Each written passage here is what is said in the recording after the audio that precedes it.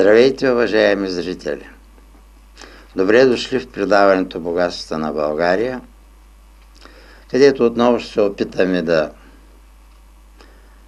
ви подобрим настроението, да се запознаете с малка част от съкровищата на българското народно творчество, а между изпълненията ще ви разкажа или ще ви анализирам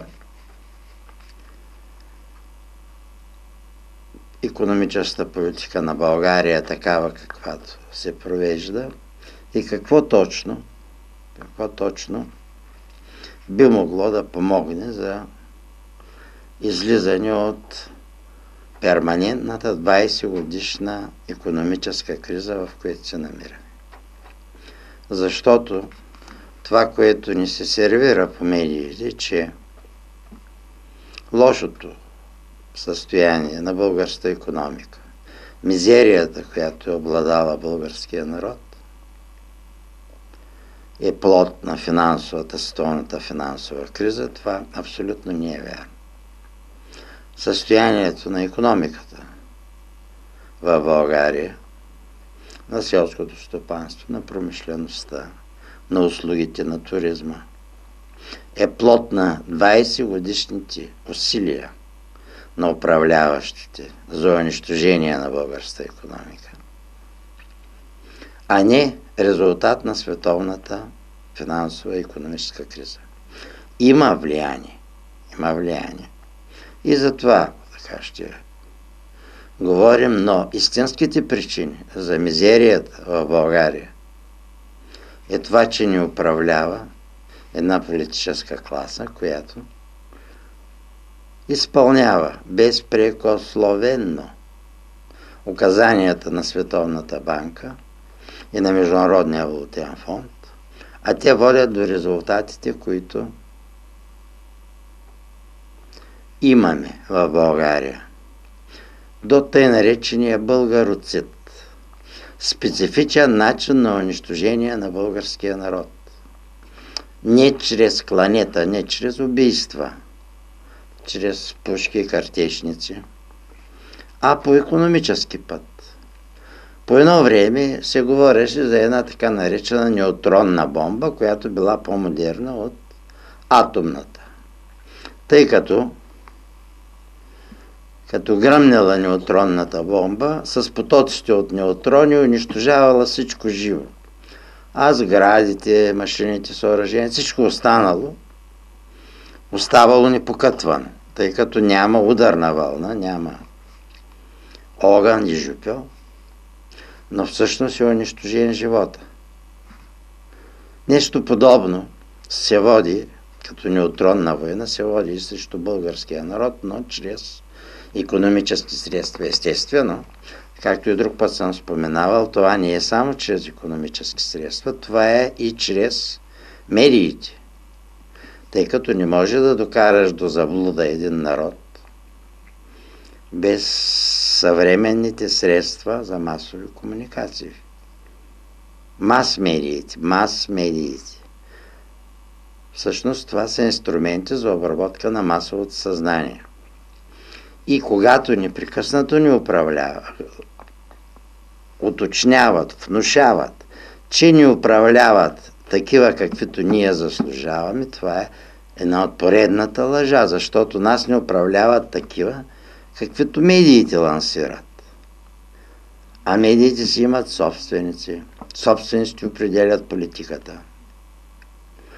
А единствената държавна медия, или айде да речем най-важната държавна медия в България, Българската национална телевизия, политиката й се определя от тези, които управляват до момента. Тоест в тяхната свирка, или казват, който плаща, той поръчва музиката. Значи държавният инструмент. Държавата плаща, вярно, че ние плащаме, но всъщност управляващите поръчват музиката. И тъй като съвременните средства за масова информация са страхотна сила, именно чрез тях се осигурява в 99% кой ще управлява българите, както на държавно, на национално, така и на местно ниво. Защото има и местни медии. Те също си имат собственици и така нататък. Работата не подлежи на договаряне, както се казва. Могат да се договарят, но се договарят в кръга на тези, които се казва, че са богоизбрани или сами са се избрали, или някой отгоре, разбира отвън, ги е посочил. Това е положението в България, а сега чуйте слънце зайде и се усмихнете. Хайде, слънце, зайде,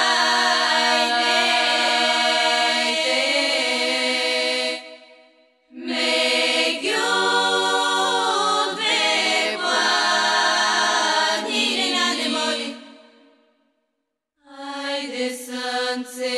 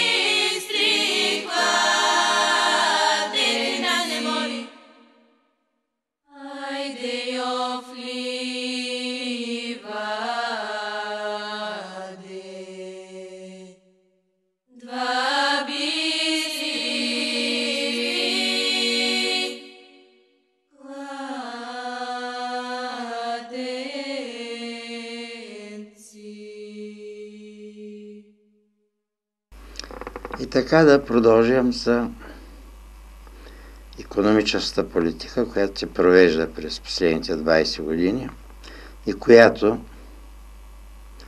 осигури българоцид или геноцид върху българския народ от един съвсем нов тип, от един модерен,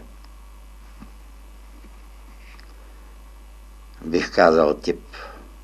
Не са необходими бомби, не са необходими саби, не е необходим сатър, и дравник, необходим е един финансов инструмент. Всъщност, как стана унищожението на българската икономика? С два основни икономически инструмента. Това е валутния курс на националната валута и лихвения процент, който до 1997 година безснееше, както Турчин ни е обяснял. Става дума за лихвения процент. Толкова се бяха побъркали, че го бяха направили над 100% годишно. 107, 108, 120, 140 годишно. А при 18% годишно загива всичко, що има икономика. Значи, известно е, че най-отчаяните спекуланти вземат заеми при 18% годишен. Оттам нататък всичко е самоубийство. Всичко е вече в ръцете на тъй наречените заложни къщи, където нямаш друг изход, трябва да нещо да бързо. По същия начин разпродаваха държавата, чрез лихвения процент. Но, да речем, че това е минало, след 1997 година, лихвения процент в България влезе почти в нормални граници, въпреки че и в момента спрямо Европа той е почти 10% по-голям. Но не е най-важният инструмент за убийство на българската икономика в момента. Най-важният е валутния курс, който е надценен с повече от 2 пъти, за което съм говорил нееднократно. Той са двата инструмента, с които световните господари, Световната банка, определят националните параметри на нашата икономика и в случая правителството на Бойко Борисов продължава да изпълнява. Какво изпълнява? Валутния борд. Тъй наречения валутен борд, който според някои икономисти, разбира и банкери, е спасителен. Вярно, за банките то е удобно. Защо е удобно? Защото знаят, че валутата ни е вързана към еврото. Значи тя е твърда колкото е еврото. Ами Гърция, вижте Гърция, тя нали има директно евро. Какво направиха управляващи в Гърция? Ами след като имаме евро, ще вземем заеми в евро. Взеха 300 милиарда заеми, част от които, за да запазят жизненото равнище на народа, след като еврото също поскъпна спрямо световната валута и им унищожи огромна част от националната икономика, но за да поддържат жизненото равнище на населението се наложи да вземат заеми, защото няма друг начин. Или печелиш от икономика, или вземаш заеми. Та няма откъде да дойдат парите. А друга част, вероятно, са изтекли в комисионни, други така по-тъмни проходи. То си е тяхна работа на гърците, може би, но всъщност се оказа, че не е само тяхна работа. Тъй като целият Европейски съюз, т.е. държавите, които са в еврозоната, се наложи да правят усилия, за да плащат заемите на Гърция. За да не пропадне тъй наречената обща валута еврото. Какво стана? 1000 милиарда или колко вече осигурени. 140 милиарда директно за Гърция, а другите още към 1000. За други такива случаи, защото се чува, че и в Испания, и в Португалия, и в Италия имало подобни действия. А ние какво правим? Стремим се да влезем там, където са чудят тези деца са влезли, как да излязат. Както и да е, вижте това изпълнение, надявам се да ви поразведри.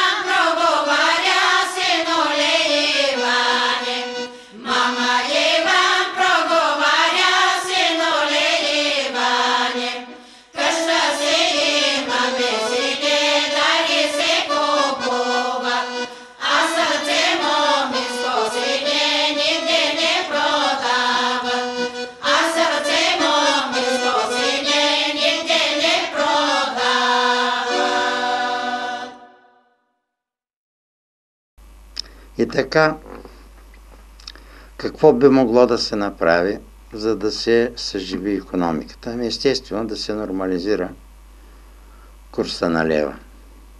Аз неведнъж съм го казвал, значи има две възможности, а някъде и междинна също е възможно. Едната е около 2 пъти, т.е. лева 3,50, между 3,50 и 4 лева да стане 1 евро, а другия е, и тогава ние ще се изравним с всички страни от Европейския съюз, като конкурентно способност. А от друга страна, ако стане над 5 лева, тогава ние ще можем да се борим на световния пазар. Но за това трябва да има, както се казва, политическа воля.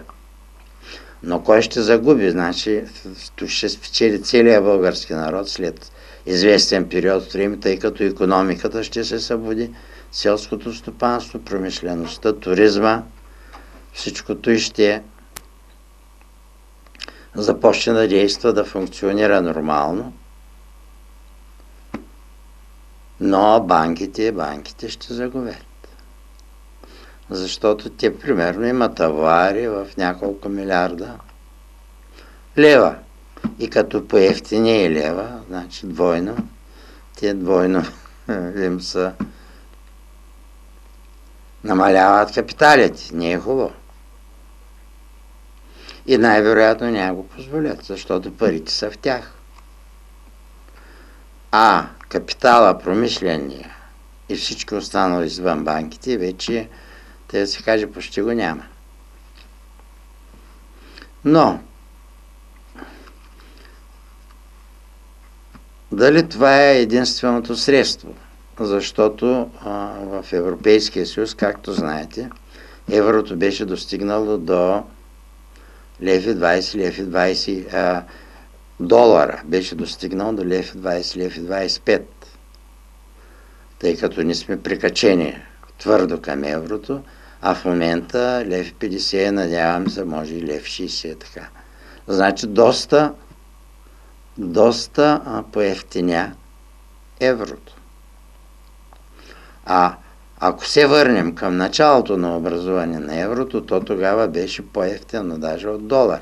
Тоест, 1 евро беше по-малко от 1 долар, по-евтино.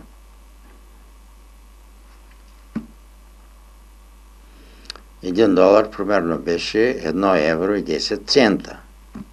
А сега $1 е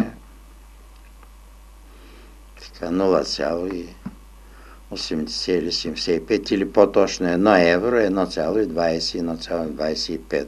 Беше стигнал до 1,40 в долари. Но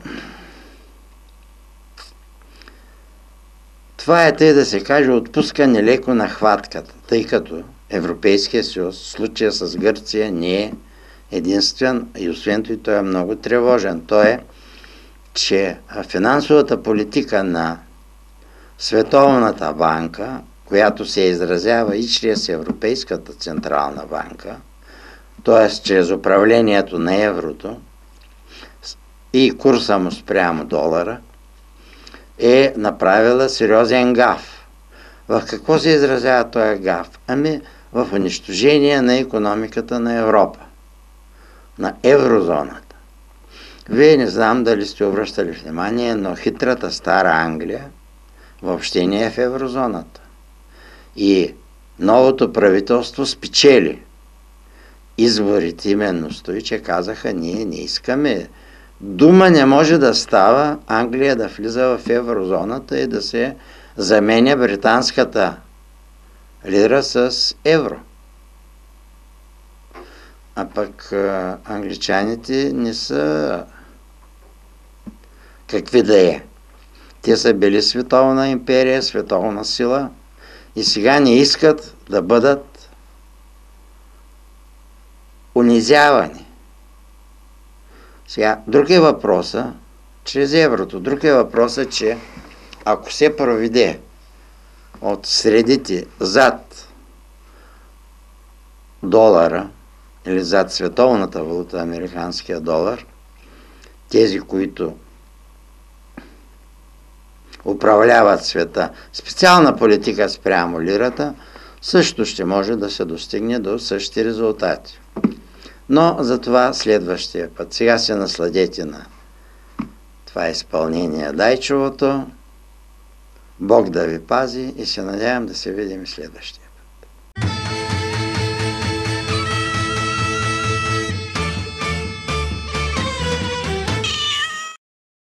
Хисаря – градът на императорите. Хисаря – градът на лековитите минерални извори и сладкогласните славери. Хисаря – древен и млад. Да допишем заедно още една страница от славната история на този божествен град.